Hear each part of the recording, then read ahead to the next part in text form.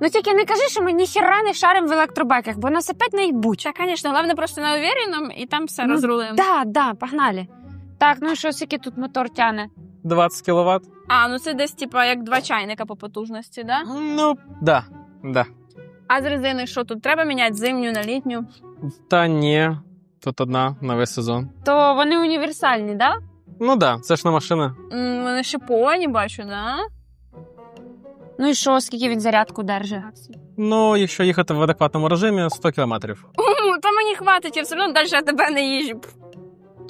Як ти думаєш, він ще поняв, що ми нічого не шаримо в електробайках? Та я думаю, ні, ну ми ж на уверенном, типа, я питала там багато. Ну, надіюсь, головне, щоб на ціні нас не Та, прогнув. ну, да. Ну, коротше, нам цей підходить, беремо 2. А, тільки подождіть, це автомат чи механіка? Бо я ж тільки на автоматі вмію. Точно. Так це ж електробайк. То автомат, да? Да. Угу, добре, тоді беремо, чітко. Оформлюємо. Вот дебілки.